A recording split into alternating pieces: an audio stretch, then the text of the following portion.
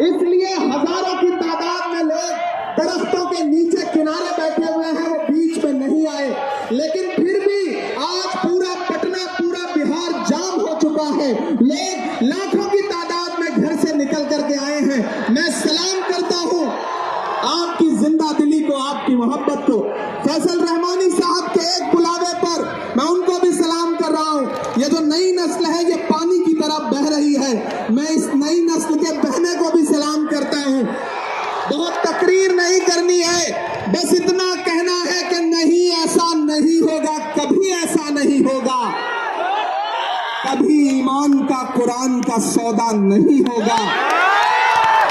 बिहार वालों बताना, दिल्ली तक अपनी आवाज पहुंचाना कि नहीं, ऐसा नहीं होगा, कभी ऐसा नहीं होगा, कभी ईमान का कुरान का सौदा नहीं होगा। हमें तुम कत्ल कर दो शौक से मंजूर है, लेकिन शरीयत के किसी मुद्दे पे समझौता नहीं होगा। एक आखिरी बात आपसे कह रहा हूं साथियों,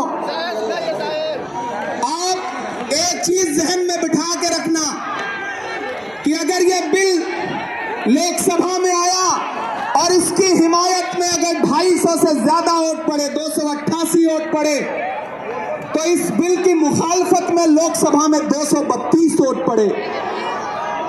लोकसभा में मुसलमान सांसद सिर्फ 24 हैं, तो 200 से ज्यादा इस देश के हिंदू भाई, दलित भाई, सिख भाई, ईसाई भाई जो मेंबर ऑफ पार्लियामेंट हैं, वो लोकसभा में रात के 3:30 बजे तक इस बिल के खिलाफ वोट कर रहे थे और आपसे कह रहे थे कि हम आपके साथ खड़े हैं। यह है इस मुल्क की गंगा जमुनी तहजीब। यह जो लहराता हुआ तिरंगा है, इस तिरंगे में जो आग का रंग है और जो उसके ऊपर अमन का रंग है, भाईचारे का रंग है, उसके ऊपर भी जो रंग है, ये तीनों रंग मिलकर कह रहे हैं कि ये मुल्क नरेंद्र मोदी जी की जागीर नहीं है, ये मुल्क हिंदुस्तान के हर इंसान का है, हर इंसान का है। और हम अपने आबाओ अजदाद की जमीनों को बचाने के लिए, खानकाहों को बचाने के लिए, इबादत गाहों को बचाने के लिए, कब्रिस्तानों को बचाने के लिए जो कुर्बानी जरूरी होगी वो कुर्बानी देंगे। हम सड़कों पर बैठेंगे।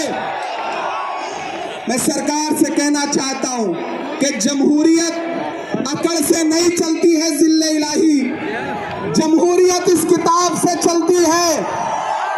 यह जो संविधान है जिसे डॉक्टर बाबा साहब अम्बेडकर ने अपने खून पसीने से लिखा था, इस किताब से मुल्क चलेगा, किसी की अकड़ और जिद से नहीं चलेगा। नरेंद्र मोदी जी, आपको यह समझना पड़ेगा कि आप हमारी हिमायत में जो बिल लेके आए हैं, हमें पता है वो हमारी हिमायत नहीं बल्कि हमें बर्बादी का सामान लेकर के आए हैं।